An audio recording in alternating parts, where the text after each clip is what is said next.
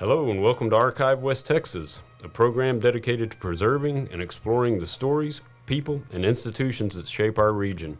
I'm your host, Gordon Wilkerson, joined today as always by our producer, Thomas Dye.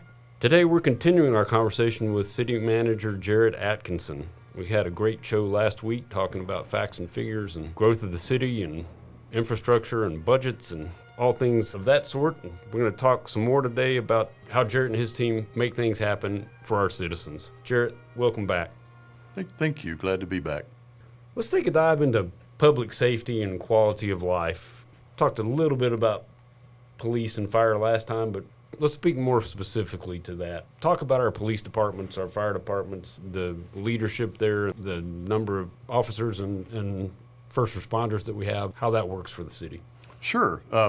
Public safety obviously is number one to our citizens. It's absolutely number one job for our city council. And I think we have got the two primary departments, of course, police and fire. They're phenomenal. So I'll do police just real quickly. Lubbock Police Department, Chief Seth Herman, who I believe has now been here 13 whole months. We were able to entice him up here from Midland, and so glad that we did. Just phenomenal leader, a lot of good things going on over there. The Lubbock Police Department has 454 sworn officers. So these are the men and women with the badge, the gun, the car, all that, 454 of them.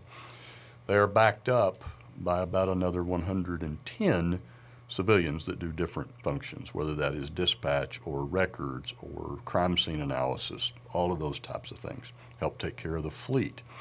So 454 plus again about 110, and that is a busy group of people. So last year we fielded 163,000 emergency calls at the 911 center, 163,000. 244,000 that came in on the non-emergency line. Some of those calls ultimately that may be a fire call, it may be an EMS call, but they're primarily police calls. So we dispatched an officer or multiple officers for what's called a call for service about 122,000 times last year.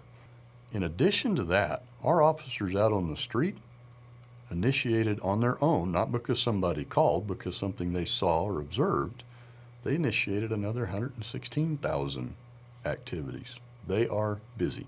They're very busy. Most frequent call type, and I love to put this out when I do civic speeches and other things because most folks will not guess.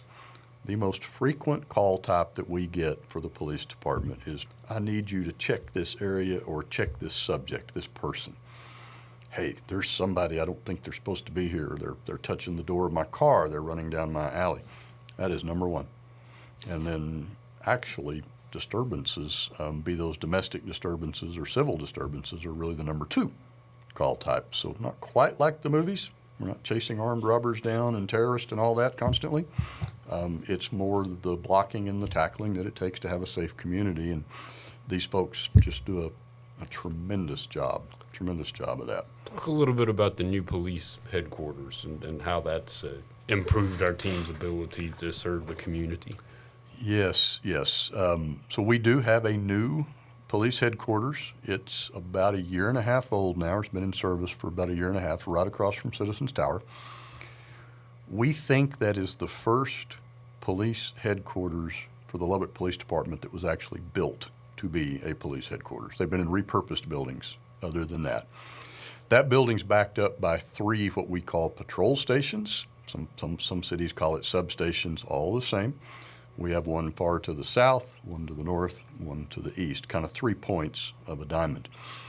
Collectively, those investments that our public paid for have been just huge in service delivery, response time. It's been really good to see that those worked the way that we expected them to work. Let's switch gears to the fire department. Let's do the fire department. We'll play with a few more statistics, just kind of stay on theme. Gordon, how many fire hydrants do you think the city has? 5,000. Good guess. A little more than that. We're at a little over 7,700 fire hydrants. Why is that important? That is important because that is a key driver of how we have and maintain what is called the ISO 1 rating. We're a Class 1 fire department. and there's less than 2% of all the fire departments in the United States that are ISO 1. We've not only achieved that rating, we maintained it, and we maintained it on our re-rate at a higher score. So fire department, about 32,000 emergency calls a year. Out of those 32,000, we sent a fire truck to go do something about 28,000 times. Well, what did we do with the rest of the calls? They were pretty much all the same call. You have a wreck on the loop, you don't get one 911 call. Sometimes you get dozens, and it may rise into the low 100s if it's on the South Loop at 5 p.m. So we went everywhere we needed to go, about 28,000 times. You get a little deeper into that, the number one reason a fire truck rolls to help is either for rescue or medical. Rescue or medical. In fact, about 72% of all those dispatches went out for rescue or emergency medical. In fact, if you look at what we actually go and do with the fire department, actually fighting a fire is number 4. So 28,000 dispatches, and a year ago there were 850 total fires. So we've got to have those capabilities, we've got to have the people, the training, the equipment. Fortunately, fire becomes much less of what we do each year. Unfortunately, rescue and emergency medical grows. How many stations? How many engines? How many firefighters? We just opened fire station number 20, and it is down at about 142nd in Indiana. It's actually right behind the police station that's down there. I get lost every time I drive that part of town. The growth is just amazing.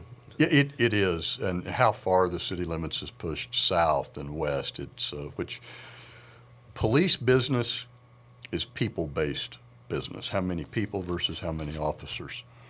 Fire is time and distance. So again, we're 144 square miles. We're all spread out. Our goal, our rating in the fire department is once we hit a dispatch, we're going to be there in 4.5 minutes, 90% of the time. So that's why we have to keep adding stations, and that's why we have more stations than several cities that have more population than us. They just have a smaller area that they have to go. 400 and, hang on, I'll get it in a minute. I think we're at about 440 total sworn in the fire department, backed up by around 25 or so civilians. So busy group, they do a lot. I get asked, where is the next station and when is it? My guess is it will be to the west, just like we've already talked about. When?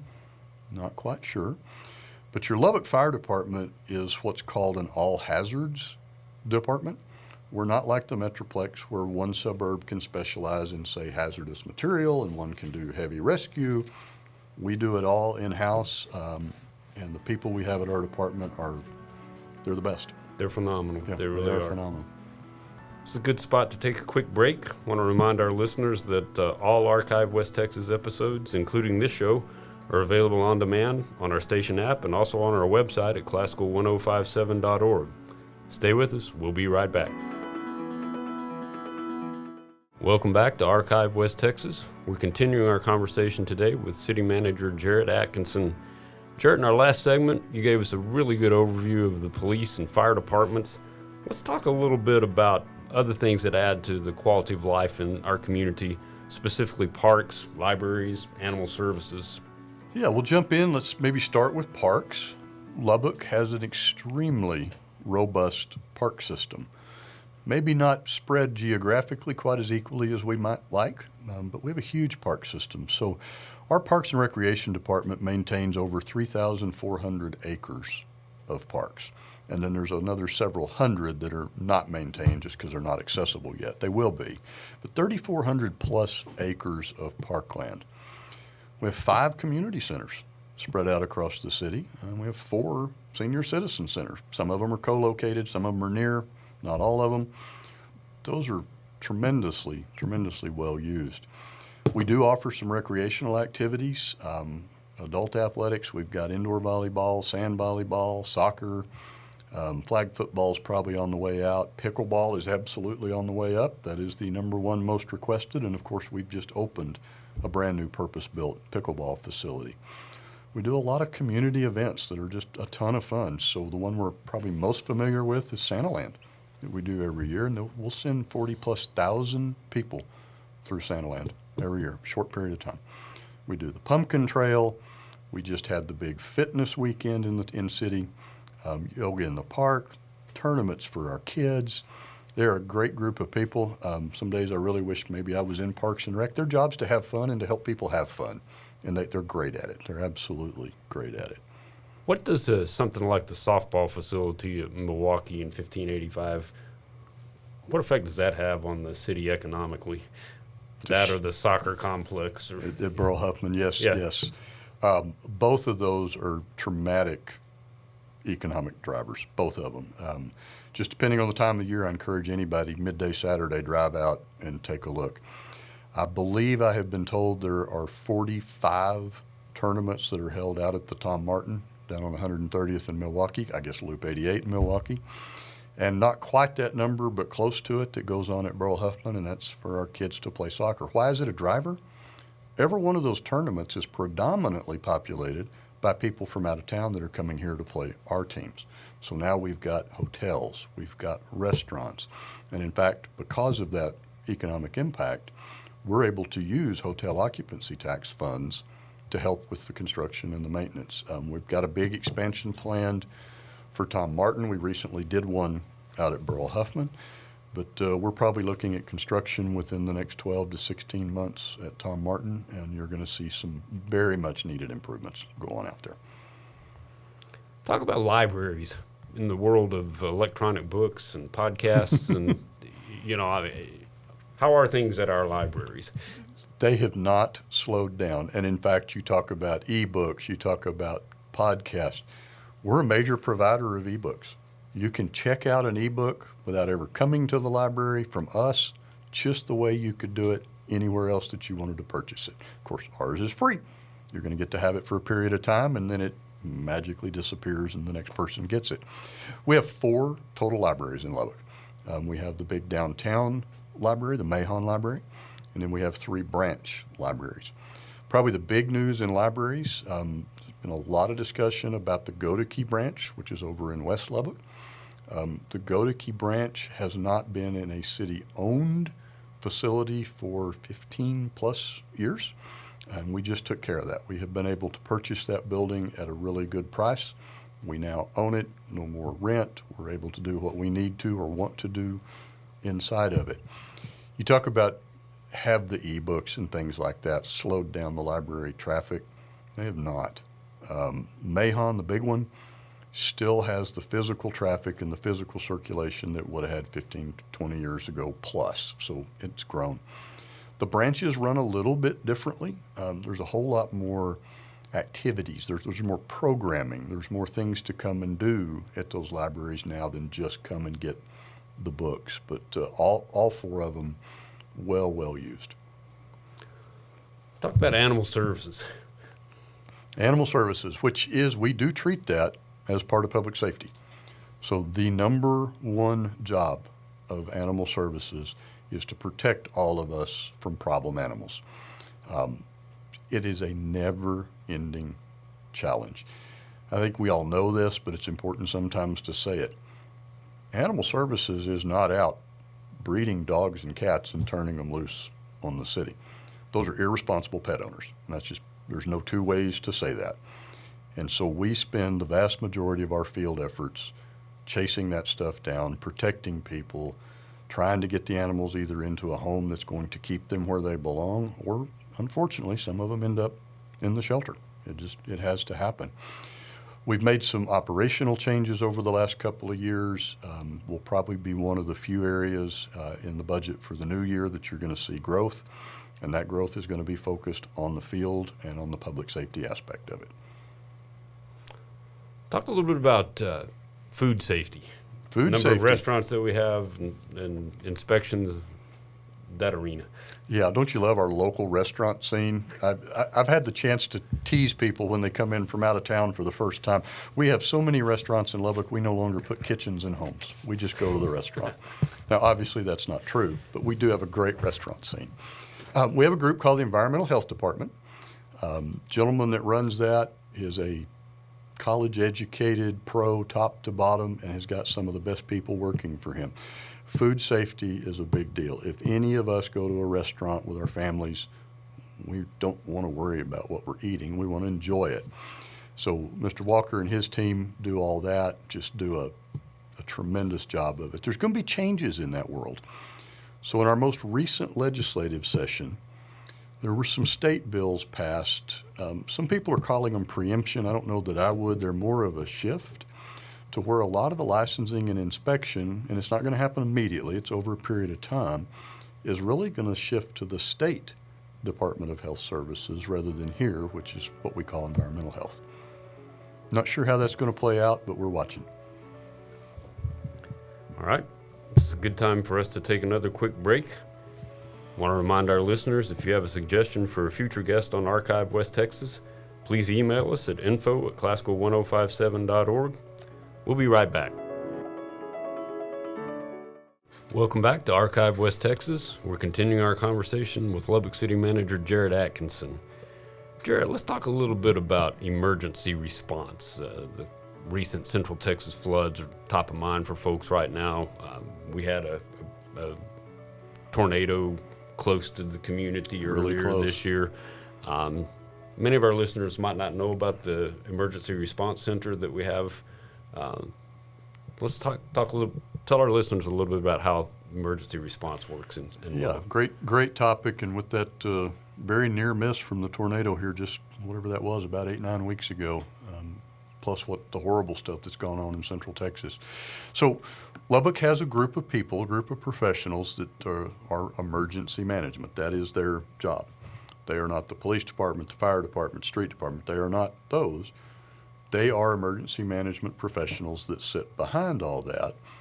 They help us do our plans, they test us, they do our exercises, but most importantly, if we think something's going to happen or if it has happened, they open what's called the Emergency Operations Center facility. You had a chance to see, as part of Lubbock 101.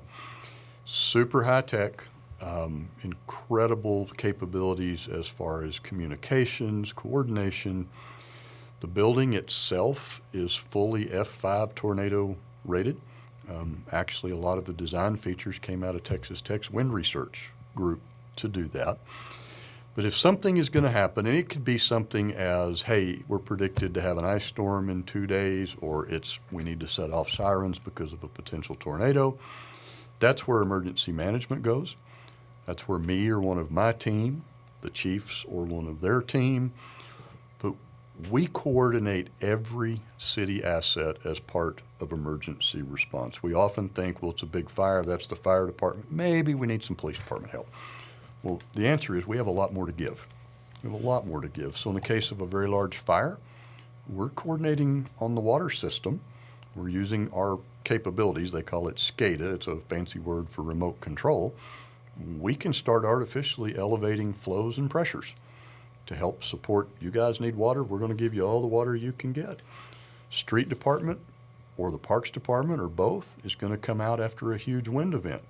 We're going to help get trees out of streets, off of cars, out of alleys so that Lubbock Power and Light can get in and put your power back up. Snowstorms, every major city department that owns heavy equipment has a pre-assigned task to do in the snowstorms. Airport, we have to do certain exercises per the federal government. All that's done by our emergency management people. And when the rubber hits the road, it all happens at the Emergency Operations Center. Probably one of the best examples of that, Winter Storm Uri a few years ago, and we all remember that. We were open 2 days before the freeze actually hit. We coordinated everything, including the rolling outages. Everybody forgets we had to do that in Lubbock. But different from other places, we had the electric people sitting next to the fire, to the police, to the public works. We're in coordination with our hospitals. We know what circuits to turn off, when to turn them back on, and where to go next. The Emergency Operations Center coordinated a really, really neat thing. We were able to take the entirety of our water and wastewater system ahead of the outages and put them on self-generation. And we ran 72 hours without putting any additional load on the electric grid which meant we had fewer outages, and the ones that we had lasted much less. So it's a very small operation, but makes a huge impact on us. Very critical one, and an incredibly impressive facility. We've talked a lot about city staff, team members at the fire department, at the police department, at the roads and parks. But government in Lubbock is also very much citizen driven. Talk about how our citizens can be involved and where you need them to be involved. Yeah, we have nearly 50 advisory boards or commissions. So these are citizen off the street serving in a particular role appointed by the city council. And their job is to review, to advise, to recommend. They work directly with my department heads and leaders, and ultimately what comes out of those groups goes right back to the city council. It is easy to get plugged into that. You can go to the city's website, mylubbock.us. There is a button for boards and commissions. Please, if you're listening, fill out the application. Super simple. You can pick up the 3 boards that most interest you, or you can just say, I want to serve. And it will not happen immediately because other people have done the same. But they will roll around and they will get to you. And that's really the best way to insert yourself directly as a citizen in line to be able to advise the city council. The second one, you've mentioned it several times. It's truly my favorite program that we get to do each year. That's Lubbock 101. So Lubbock 101 is the Citizens Academy for our community. 5 classroom sessions, 3 field days. The field days are a blast. Nobody's ever walked in on day one, Gordon, I think including you, and said, yes, Jarrett, I want to drive a trash truck. But I say, guess what? You're going to drive a trash truck. It gives you a hands-on appreciation for what these guys do every day. It's not easy. You see those 2,300 people and how good they are and how they enjoy their job. But we're going to let you see on those field days everything from running a trash truck to a knuckle boom to a giant mower to a backhoe. We're going to take you out and show you how water goes from this is what's in the lake to this is what's in your faucet. You get to see all that. Huge public safety day out at the airport, see the inner workings of all that, see the capabilities that hopefully nobody ever knows we have. But if we need them, we've got them.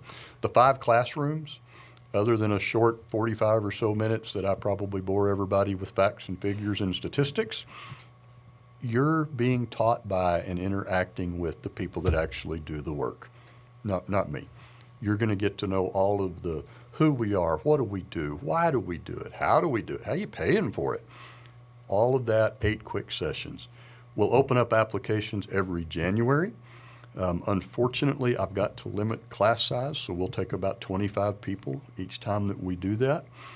Watch, we'll be out on the city social media, we'll be on all our local news stations. I will ask every prior graduate, hey, do you have somebody to recommend? If you'll come and give us the time to do that, we're going to feed you, we're going to take care of you, and you're going to have fun, and you'll learn. It's a program well worth participating in. It is. Talk quickly about the app that the My LBK app. Yes. Probably if you're seeing things around town that need some attention, it's an abandoned lot or an abandoned home and the grass is too tall, or you noticed a pothole on your way to work. Go to either of the 2 app stores. It's called My LBK. Download that. You can submit a request to us. It gets routed to the proper area. It's accountable. I can look back on it at the end of the year and see, okay, are we hitting all these things? You're still welcome to call us. Can call 311 if that's the only number you want to remember. But that app will get attention to whatever that problem is. Don't use it for an emergency. It's not what it's for. It is for those code enforcement ideas, the parks, the streets, it's all of that. True emergency, call 911. Jarrett, thank you. Thank you for sharing your time with us. Thank you for your leadership at the city. Thank you for providing the perspective that you did today. Shout out to your team members and all those that make our community what it is. We really appreciate you joining us today. Well, you're welcome, and thank you for having me. I very much appreciate it.